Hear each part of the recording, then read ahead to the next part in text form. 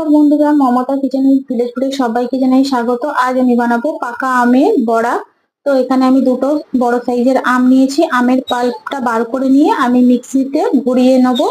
তো মিক্সিতে আমি পেস্ট করে নিয়েছি। ঠিক এক বাটি আমের পাল্প নেবো, আর দেবো এখানে ছোট বাটির এক বাটি নারকেল কোড়া, আর দেবো এখানে এক বাটি চিনি, আর দিয়েছি আধ বাটি সুজি, এক বাটি আটা, আর আধ বাটি ময়দা, আর স্বাদ মতো লবণ দিয়ে ভালো করে ব্যাটারটা এইভাবে ঠিক আমি মেখে নেবো। সুন্দর করে মেখে আমি আধ ঘন্টা রেস্টে রেখে দেবো ঢাকা দিয়ে।